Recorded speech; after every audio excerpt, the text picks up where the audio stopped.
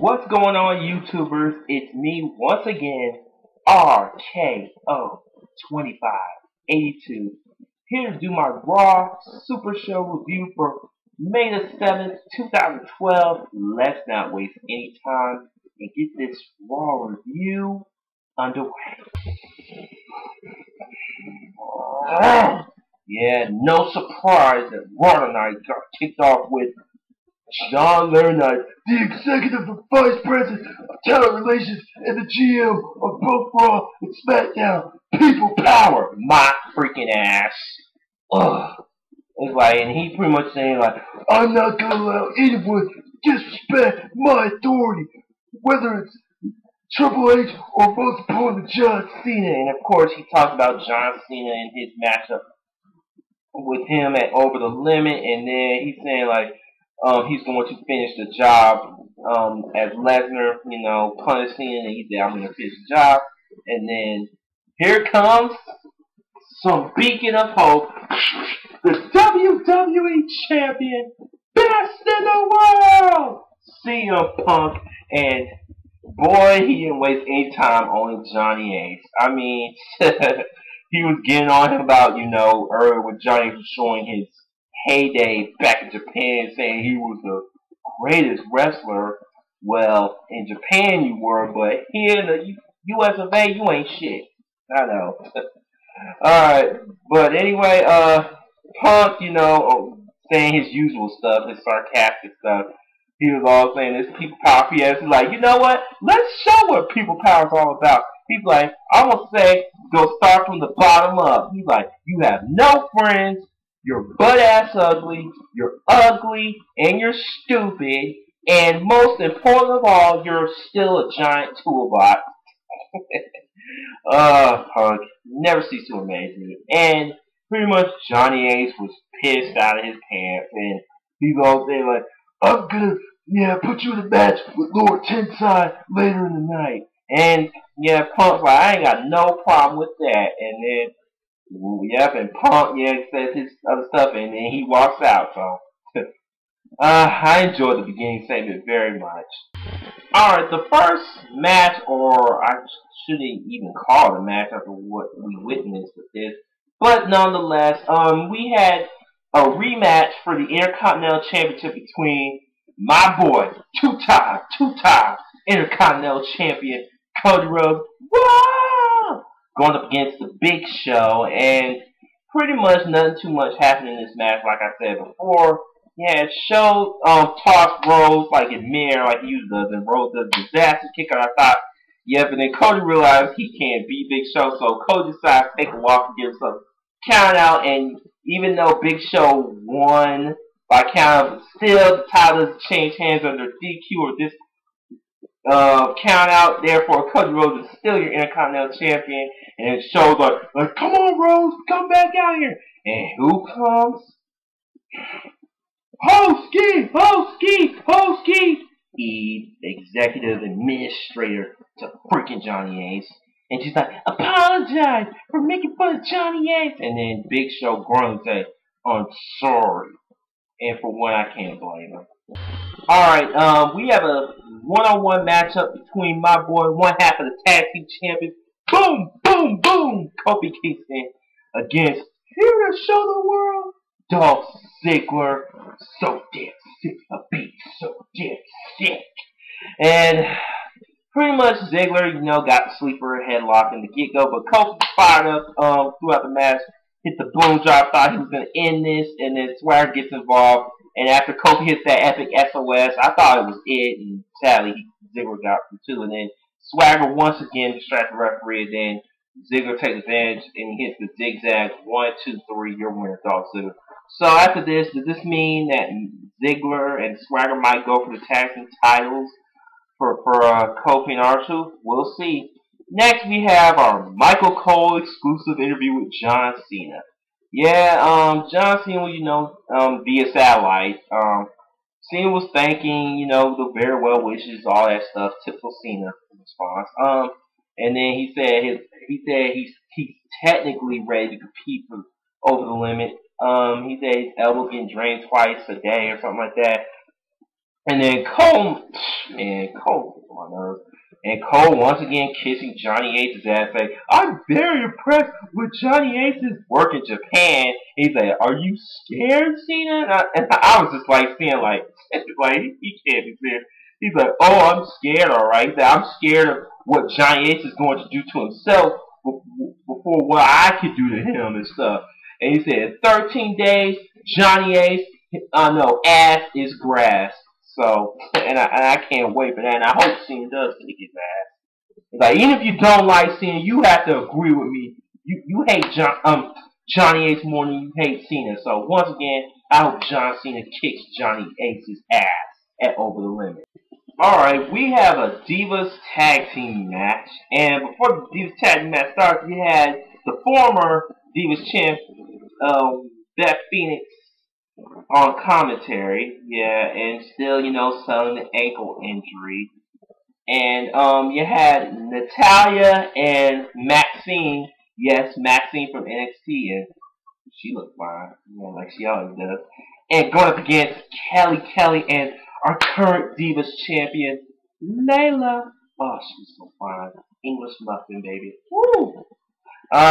Yeah, pretty much this was, it didn't take much time at all. Your usual Divas match. Pretty much, long story short, Layla gets the layout on Maxine for the win. 1, 2, 3, your winners, Kelly, and Layla. And just announced for Over the Limit, it will be Layla versus Beth Phoenix for the Divas Championship on the line. And I hope that match should be good because I'm a fan of both of them. So I know that's going to be good. And I'm praying after she gets done with Beth Phoenix, I want Layla and AJ to face off in the Divas title. Make that happen, WWE. Make that happen. Alright, we had a really good tag team match between these four competitors. You had Randy Orton and the World Heavyweight Champion Sheamus facing Y2J, Chris Jericho, Mr. Light Bright Man, and against Alberto Del Rio. Alright, yeah, this was a good match, like I said. Oh, man, so much stuff went down. You had Y2J, Sheamus brawling, and Sheamus was still selling the shoulder injury, and Y2J and Sheamus look good at brawling and stuff, and then once Orton gets in, Orton was beating the shit out of Del Rio with his usual moveset. It looked like he was going to end it early with Art. Then Ricardo distracts the referee, and then thought Y2J was going to get one on him, and Randy Orton speech lands him, and then Y2J and Del Rio double team Orton. Then once Sheamus gets back in, it was all over. Sheamus was beating up Jericho. Hit the Irish Curse, and you thought after Randy Orton hit the RKO on Del Rio, and you thought Sheamus was going to hit the bro kick on Jericho, and then he misses. He bro kicks Orton by accident, and then Y2J hits the bam code breaker. 1, 2, 3, your winners, Chris Jericho and Del Rio, and then Sheamus was all trying to check up on Randy Orton. And if you were like me, you pretty much knew what was coming. Bam! No surprise, Randy Orton, because Randy Orton's one-track mind. And then, pretty much after commercial break, you had pretty much all four of these guys brawling in Johnny Ace's office, and pretty much it was official at Over the Limit. The world title match is now going to be a fatal four-way match. Yes, you heard me right, a fatal four-way. You're gonna have Y2J, Chris Jericho, Sheamus, the world champion, Alberto Del Rio, and Randy Orton all going after the World Heavyweight Championship. If you weren't interested in the World Heavyweight title match up until this, well, you should be interested now. So once again, World Heavyweight title match, fatal four-way style. Funky on the raw. Yeah, Funky Thor's time. Yeah, you know what time it is. Yeah, it's Brodus Clay, and who is he gonna face? You ain't gonna believe this, people. He's facing, out of all the people, The Miz. Yes, you heard me right. Awesome! The Miz. And pretty much Miz had the mic there. Really? I had to face the Buckasaurus? Really? Really? Yes, really, Miz. And pretty much The Miz was pretty much dominating this match.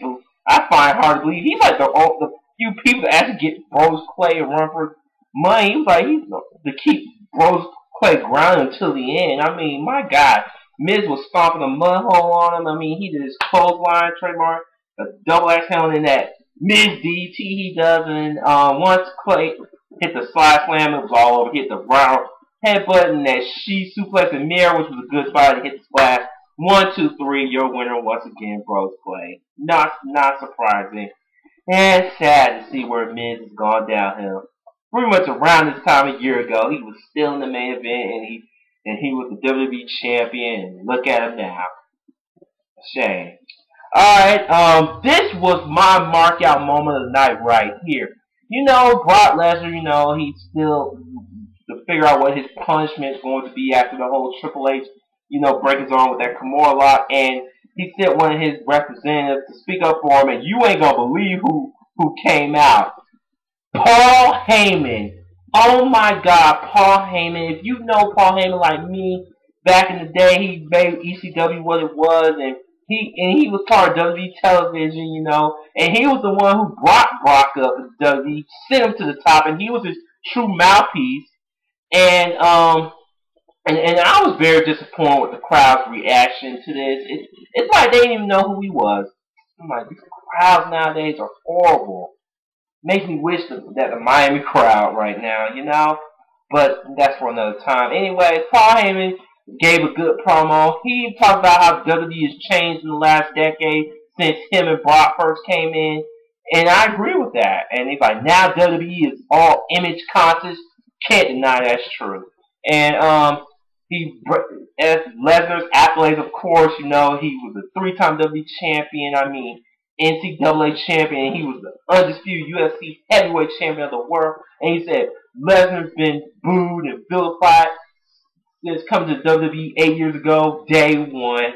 And then he reads Lesnar's letter saying like he ain't coming back. And he said, I took out Triple H. I know Lesnar admitted when he competed and taken almost nearly an hour in Hell in a Cell. And so, in other words, short, Brock quit, and he's pretty much saying he's done with WWE. And yeah, and I'm pretty much thinking this is all part of the whole, you know, scheme with him and Triple H, maybe for SummerSlam later this summer. Let's hope so. I hope he ain't really quit. All right. Then we get on to the main event. You had CM Punk going up against Lord Tensai as promised, but of course, Johnny Ace, whoa, Punk. Oh no, he's like, yeah, because I think he wanted to punish Punk for making fun of him too, since he said no authority tonight. And guess who his partner was going to be? Daniel freaking Bryan. All I have to say is about time, because, I mean, with Daniel Bryan, I hate that they didn't give him no entrance. Damn you, WWE, damn you. And I didn't mind them not getting 10 sides, because let's face it, he can't get a reaction. But Dan Bryan on hand, that's another story. Like I said, now it's a handicap match between Punk versus Tensai and Dan Bryan. Pretty much, you know, yeah, Tensai was punching Punk, and Dan Bryan got his feelings in. But once Punk started beating up on Dan Bryan, and Tensai got the legal tag, and then I thought it was going to be over. I mean, with the Punk elbow, and then Deep Bryan distracts the ref along with Samoto, yeah. And then, Tensai hits that miss claw, and then 1, 2, 3, it's over. Yep, so he pins the WWE champion. I'm like, man. And then D-Bry in the end lost the yes lock, and Daniel Bryan once again with the yes. And that's how we conclude Raw tonight. And I have to say, overall, Raw this evening was average at best. So let's hope that Raw next week will do much better than what we saw tonight. And especially with Triple H coming back next week, yeah, I can only hope it will do much better. Alright, anyways, this is my Raw review for May the 7th, 2012, and take care, and good night, everybody.